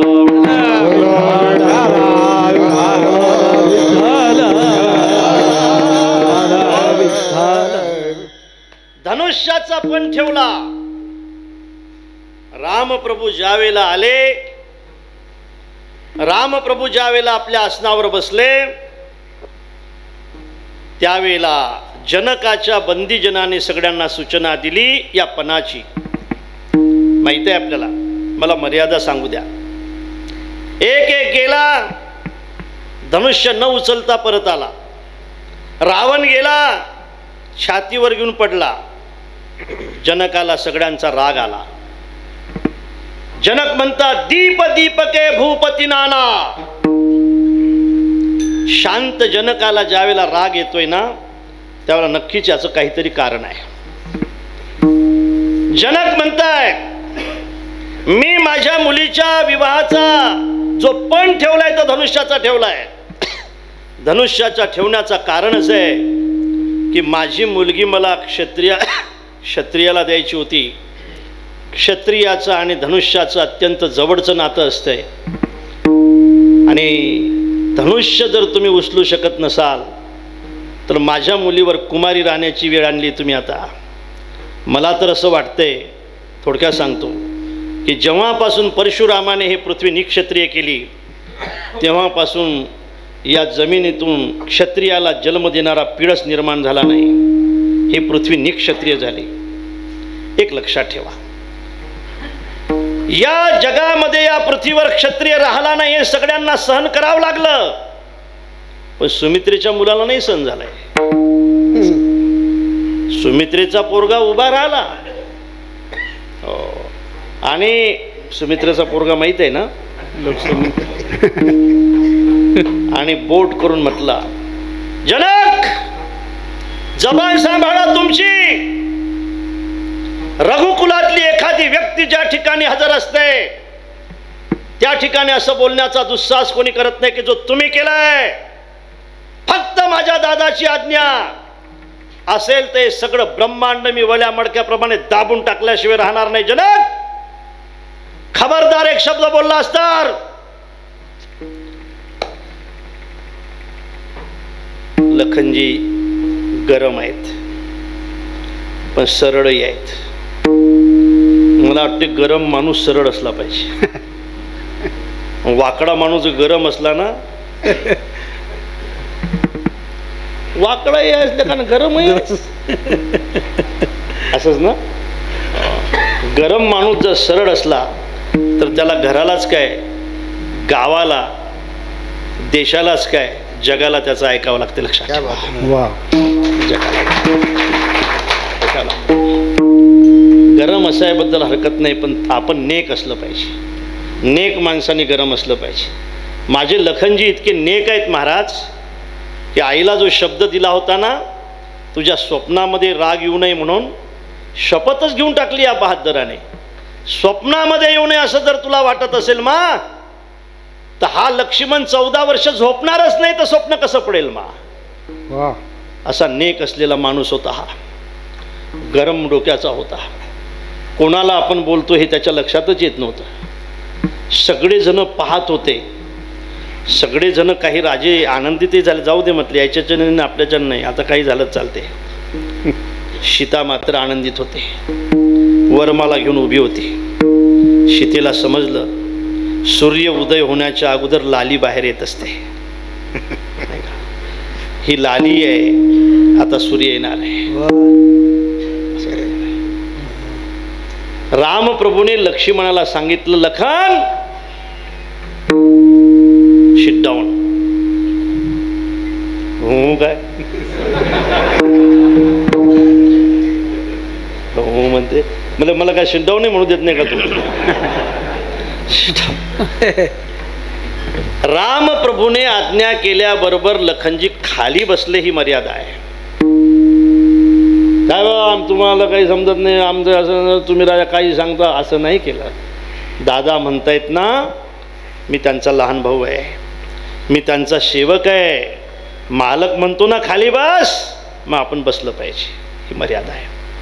रामप्रभूने आज्ञा केल्यानंतर लखनजी खाली बसतात, ही मर्यादाच आहे. आणि विश्वामित्राने आज्ञा केल्याशिवाय रामप्रभू उठत नाहीत, हे सुद्धा मर्यादा आहे. हे सुद्धा मर्यादा आहे.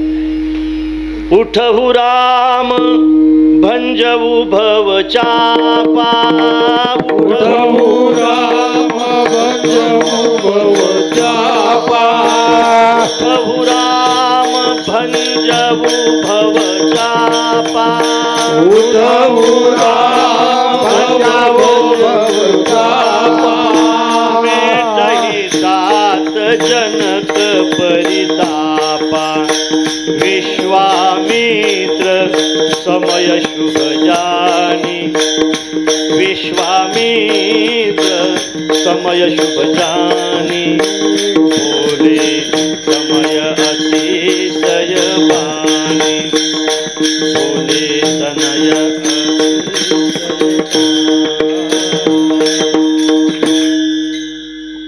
योग्य समय पाहून विश्वामित्राने रामप्रभूला उठण्याची सूचना दिल्याशिवाय रामप्रभू आपलं स्थान सोडत नाही. हे या जगन्यंत्या परमात्म्याची मर्यादा आहे. काय गरज आहे कोणाची आज्ञा ऐकण्याची. अरे मी देव आहे, मी जगन्यंत आहे, मला या बुवाचा ऐकायची काय गरज आहे. उठहु राम भंजहु भवचापा, मेटहि तात जनक परितापा. जनकाचा ताप शांत करण्यासाठी राघव तू आता उठलं पाहिजे. राघवजी उठले. मर्यादा पहा. राघवजीने आपला धनुष्य वर्णन आहे त्या आसनावर ठेवला. राघवजी चालत चालत निघाले. निघण्याच्या अगोदर राघवजीने विश्वामित्राला साष्टांग दंडवत केलाय. मर्यादा आहे. राघवजीने जनकाला सुद्धा नमस्कार केला. मर्यादा आहे. राघवजीने त्या राजांना सुद्धा वंदन केलं. मर्यादा आहे. आणि धनुष्य मोडण्याच्या अगोदर मी देवाचाही देव असलो तरी माझ्या राघवजीने गणेशाची प्रार्थना केली. मर्यादा आहे. गणेशाची प्रार्थना केली. मग धनुष्य मोडला आणि सीता प्रभूला भेटली. विवाह झाला चौघाचाही. आता हे सगळे मग घरी आले. आपल्या सगळ्यांना माहीत आहे. विवाह करून घरी आल्यानंतर आता प्रसंग आहेत. मला आता रामराज्याकडे थोडक्यात न्यायचं आहे तुम्हाला. बघा, मला काही अभंग सोडवण्यासाठी मी अभंगच घेतला नाही, मला आज रामच सांगायचा होता म्हणून घेतला आहे. तुमचं काय मत आहे? बरोबर आहे. मग आज नाही सांगायचा मग कधी सांगायचा? बन गया है मंदिर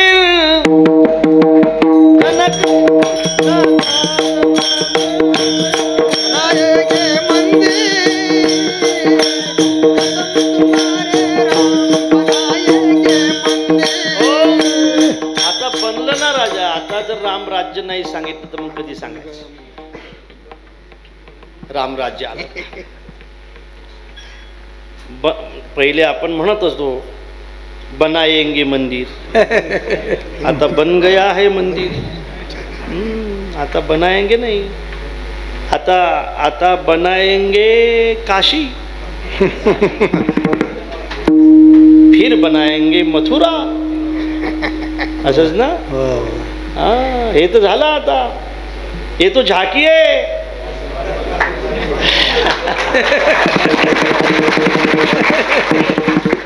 हिंदूच्या राज्यामध्ये हिंदूचा देव जर सुरक्षित आणि स्वतंत्र नसेल तर हिंदू राज्य कसं असेल? असलं पाहिजे दादा. कोण्याही देशामध्ये जा, त्यांची जी देवता आहे ती पारतंत्र्यात नाही, आणि आपली देवता जर हजारो वर्षापासून पारतंत्र्यात असेल तर आपलं सगळ्यांचं हिंदू म्हणून कर्तव्य आहे की तिला स्वतंत्र करणं. लक्षात ठेवा. प्रत्येकाच्या अंतःकरणामध्ये होता दादा राम, प्रत्येकाच्या अंतःकरणामध्ये. फक्त त्याला प्रगट करणारा कोणीतरी भेटणं महत्वाचा होता. त्या रामाला प्रगट करणारा राजा भेटला. बघा ना, देशभर नाही जगभर उत्सव चालू आहे. जगभर हे रामाचं खरं प्रागट्य आहे. लक्षात ठेवा. विवाह करून परत आल्यानंतर लोकांची आशा वाढत गेली, आता राजा झाला पाहिजे म्हणून. राजा नाही होता आला. त्याचं कारण सांगतो. बोलू का? बोला. बोलणारच आहे. जोपर्यंत देशामध्ये रावण जिवंत आहे तोपर्यंत रामराज्य कसं येईल? कसं येईल? म्हणजे त्यावेळेच सांगतो मी. आता तर तुम्ही पहा कसं आहे. जोपर्यंत रावण प्रवृत्ती जिवंत आहे, यज्ञाला न मानणारी प्रवृत्ती म्हणजे रावण प्रवृत्ती. जिनके यह आचरण भवानी, हे सूत्र आहे. ते जानहु निशिचर सब प्राणी, जिनके यह आचरण भवानी. हे आचरण ज्याचे असतील शिवजी म्हणतायत.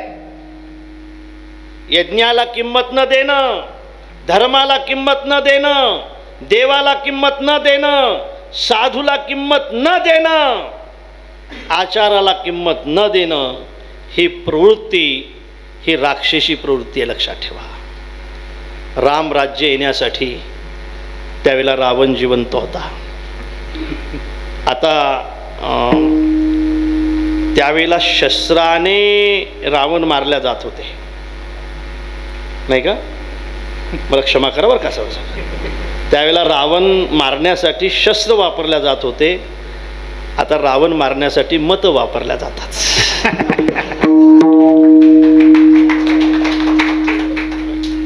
मत हे मत शस्त्रच आहे आपल्याच.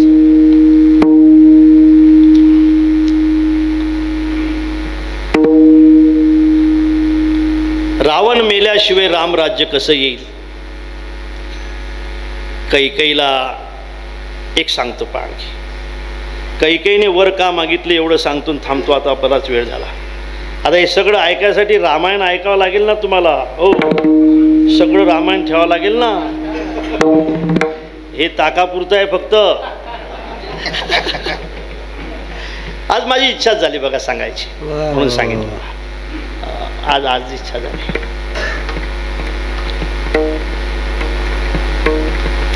कौसल्या ही भरतावर प्रेम करत होती आणि कैकेयी राघववर प्रेम करत होती. तुम्हाला या प्रेमाच्या ओव्या सांगतो मी. जैसा भरत तैसाची राम, कैकेयी म्हणते. तुम्हाला ओवीचा अर्थ समजला ना? जैसा भरत तैसाची राम, दोहीशी मज समसमान. उपजे म्हणजे मंथरे, तू का मानसी विषम, मूर्ख परम तू एकी. आता पुढची ओवी ऐकताच तुम्ही बसलेल्याच ऐकण्यासाठी तर ऐकाच आता. भरताहुनी अधिक, भरताहुनी अधिक राम प्रिय मज आत्यंतिक. तू मूर्खत्वे मानसी दुःख, मज महासुख रामराज्ये. भरतापेक्षा मला राघव अत्यंत प्रिय आहे. आमचं घर फोडायचा प्रयत्न करशील ना तर तुझी जीभ तोडल्याशिवाय राहणार नाही मी.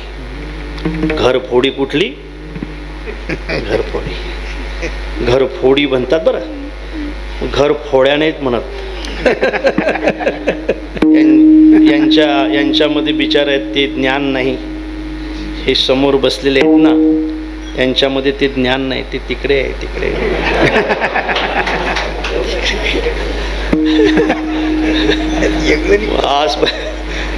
आजपर्यंत जे घर फोडले ना महाराज, ते यांनी नाही फोडले बिचाऱ्याने. बरोबर आहे ना माझं? हो म्हणताय तुम्ही, भाकरीत भेटल्या पाहिजेत घरी गेला.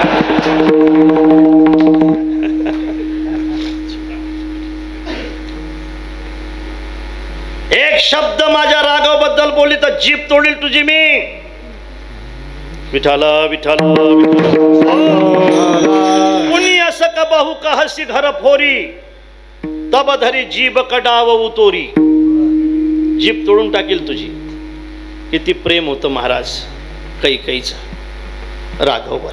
हे का घडलं? आनंद रामायणामध्ये असा एक विषय येतो की ज्यावेळेला राघव 5 वर्षाचे आहेत, आजही त्यांची मूर्ती 5 वर्षाचीच आहे. राघवजी आपल्या आईकडे हट्ट करतात, हट्ट करतात आणि पुढे पडतात. कैकेयी माता पाठीमागं पडते. अरे राघव थांब, अरे राघव थांब बाबा, किती लांब आला तू, काय पाहिजे तुला, अरे थांब, अरे माझे प्राण सुद्धा तुझ्यासाठी आहेत राघव. असा काय हट्ट करतो राजा, तुला काय पाहिजे सांग ना. राघवजी शरयूच्या काठावर जाऊन उभे राहतात. मा तू तिथंच थांब, तू जर तुझं एक पाऊल पुढे टाकलं ना तर मी सुद्धा या शरयूच्या डोहामध्ये पाऊल टाकल्याशिवाय राहणार नाही. असं काय करतो राघव, माझ्याजण काय चुकलं दादा. अरे माझ्यावर रुसलाय तू, मी मी मी मी तुझी सक्की माया आहे, मी तुझी सक्की माया आहे, लक्षात ठेव. राघव मी आजपर्यंत इतकं कोणावरच प्रेम केलं नाही की जे तुझ्यावर केलंय. शरयूमध्ये उडी टाकतोय दादा, तू काय पाहिजे सांग ना. तुला पाहिजे मा, पण तसं नाही पाहिजे, पहिले वचन पाहिजे. राघवने आपल्या आईचा हात पकडला, शरयूमध्ये घेऊन गेला, शरयूचं पाणी हातावर दिलं. मा संकल्प सोडायचा आहे. हा हा सोडणार आहे, माझी शपथ घे मा. तुझी शपथ घेऊन सांगतो राघव, एकदा नाही 5 वेळेला शपथ घेऊन सांगतो. प्राणापेक्षा काय प्रिय नसतेले का? 5 वेळेला शपथ घेऊन सांगतो माझ्या राघवची की माझा राघव जे मागेल ते मी त्याला द्यायला तयार आहे. आणि संकल्प सोडल्यानंतर मग राघव म्हणतात, मा संकल्प सोडलाय तो, माझी शपथ घेतली तो, मी सांगतोय ते तुला मागावं लागेल.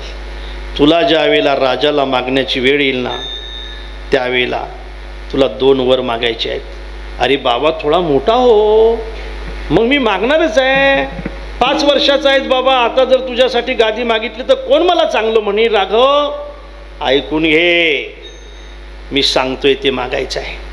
ज्या वेळेला मागण्याची पाडी येईल ना त्यावेळेला गादी माझ्या भरताला मागायची आहे. माझ्यासाठी 14 वर्षाचा वनवास मागायचा आहे. लोटून दिलेली काठी जशी धाडकन खाली पडावी तशी अवस्था होते कैकेयी मातेची.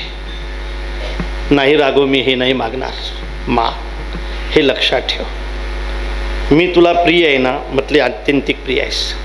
लोकांनी मला मानावं असं वाटते ना, म्हटले हा राघव तुला मानावं असं वाटतंय.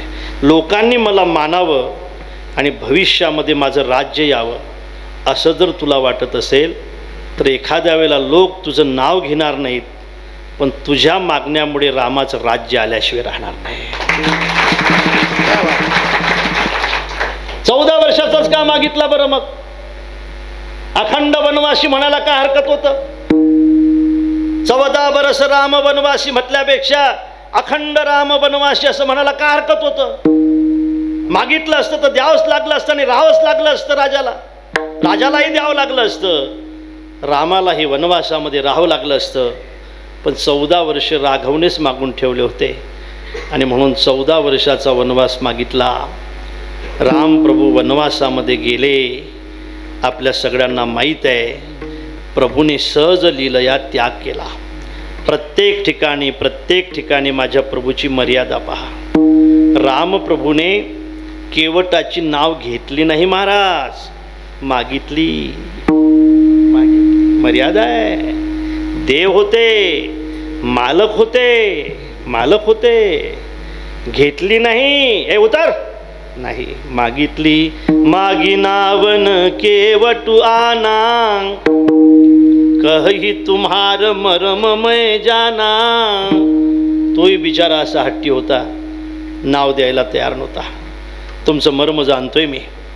दगडाला चरणरस लागले तुमचे आणि त्या दगडाची बाई झाली. माझी नाव त्याच्यापेक्षा मृदू आहे.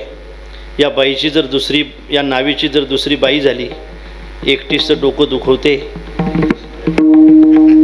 2-2 कुठं वागू? मर्यादा आहे.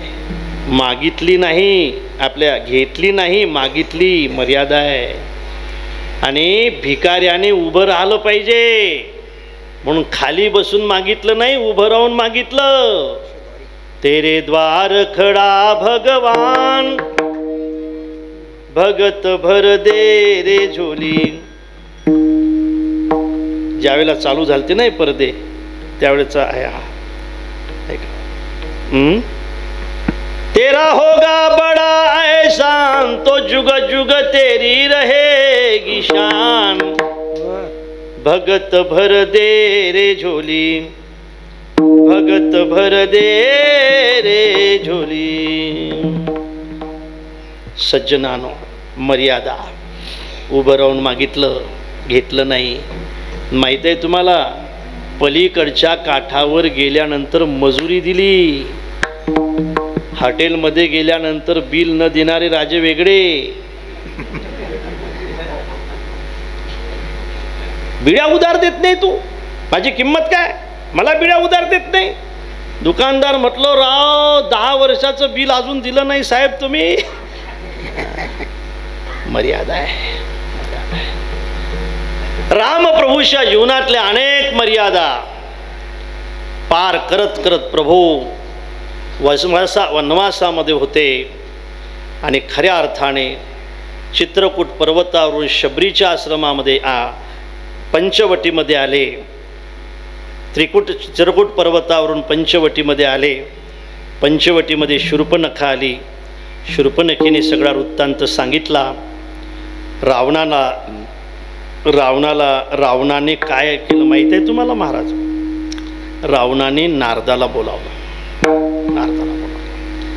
कारण शूर्पणखेने सांगितलं होतं, खलदूषणाला संपवलं त्याने. खलदूषणाला रावण म्हणतो, खलदूषणाला जर त्याने संपवलं असेल तर त्याच्याच हाताने संपायचं आहे मला. रामाचं राज्य जर येत असेल तर रावणाने संपायला काय हरकत आहे?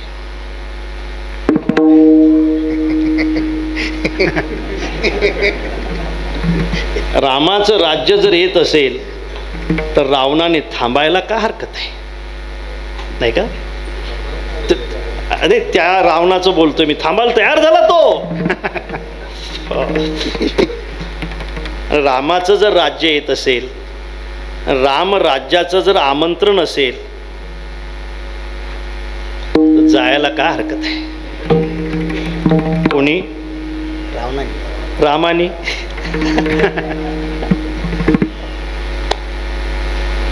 हे कुकडी लावू नका बरं का, हे रामायणातच राहू द्या. सज्जनानो, नारदाला बोलावलं रावणाने. नारदजी मला मुक्त व्हायचं आहे. म्हटले वा रे वा, आतापर्यंत लेखा काही नाव नाही, गोठ नाही, कधी कीर्तन नाही, प्रवचन नाही, मुक्त व्हायचं आहे? म्हटलं हा मुक्त व्हायचं आहे. साधू आहात तुम्ही, मला मुक्त व्हायचं आहे. त्यावेळेला तुला भक्ती केली पाहिजे. रावण म्हणतो होईन भजन न तामस देहा, माझा देह तामस आहे, माझ्याकडून भक्ती होणार नाही. मग काय केलं पाहिजे? चोरी जमते का? म्हटले हा चोरी जमते आपल्याला, उद्याच त्याची मोटरसायकल चोरून आणतो म्हणे. मोटरसायकलवर जमणार नाही, मग काय चोरलं पाहिजे? मुख्य वैराचे कारण करावे गा दाराहर. तुम्ही एक लक्षात ठेवा, रावण जर साधूचं ऐकत असेल तर तुम्ही आमचं ऐकायला काय हरकत आहे?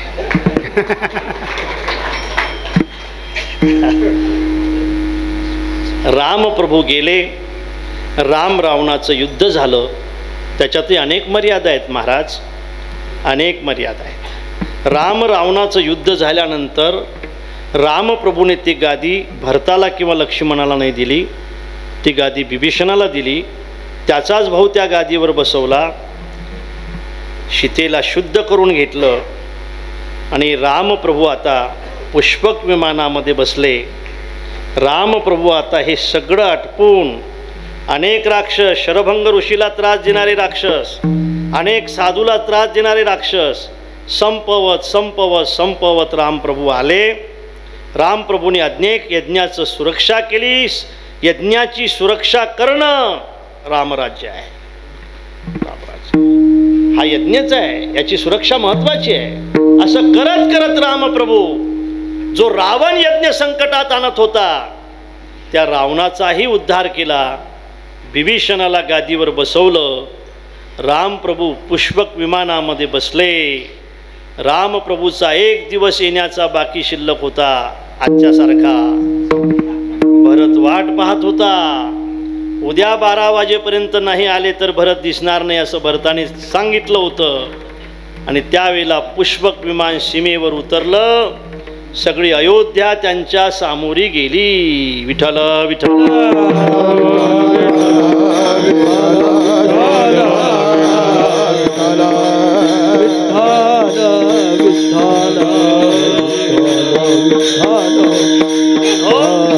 सगळी अयोध्या रामप्रभूच्या सामोरी गेली. अयोध्येने त्या ठिकाणी प्रभूच्या समोर जल्लोष करत, त्या ठिकाणी प्रभूचं नाव घेत, त्या ठिकाणी आपण त्याला दिंडी म्हणतो अशा पद्धतीने रामप्रभूचं स्वागत केलं. राम, जानकी, लखनजी, हनुमानजी, जामवंतजी हे सगळे त्या ठिकाणी आले. आणि आता रामप्रभूचा राज्याभिषेक झाला. आणि ज्या वेळेला राज्याभिषेक झाला ना त्यावेळेला लेखा आमचे तुकोबाराय सुद्धा होते. झाले राम राज्य काय पुणे आम्हासी, झाले राम राज्य काय पुणे आम्हा. ज्याच्या राज्यामध्ये सगळं झालं त्याचं नाव तर घ्यावंच लागेल ना. ज्याच्या राज्यामध्ये हे रामराज्य आलं, ज्याच्या राज्यामध्ये हे सगळं घडलं त्याचं नाव तर घ्यावंच लागेल ना. राम वेळो वेळा मी गाऊ कधी दडिता. पहिले दळण दळत होत्या, आता जातं राहिलं नाही. आता जातं जातं झालं. आता जिवंत जातं घरामध्ये आहे. काय हो, दळण तयार आहे, गिरणीवर घेऊन जा. चाललं जातं. दडिता कांडिता जेविता गे बाई, राम वेळो वेळा आम्ही गाऊवी. दुःख जागृतीमध्ये तर नाहीच, स्वप्नीचेही दुःख कोणी न देखे डोळा. नामाच्या गजरे भये सुटले कडी काळा. राम वेळो वेळा आम्ही गाऊवी. दडिता कांडिता जेविता गे बाई, विठोबा कुमार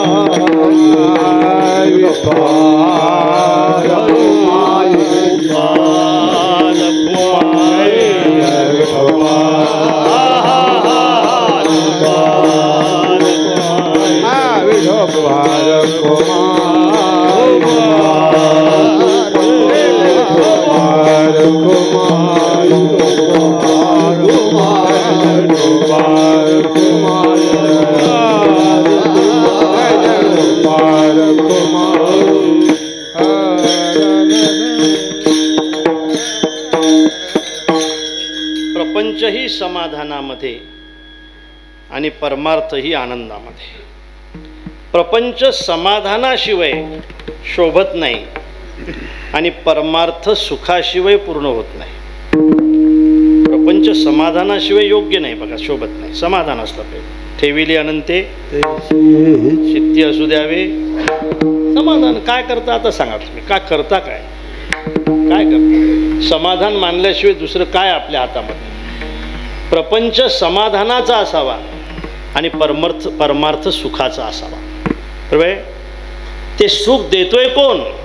सुखरूप ऐसा तुझ्या कोण सांगा. ते जर मिळावं असं वाटत असेल तर ते रामाशिवाय मिळत नाही. आणि रामाने ते सुखही आम्हाला दिलं अभंगाच्या. सुख म्हणे रामे सुख दिधले आपुले. सुख म्हणे रामे सुख दिधले आपुले.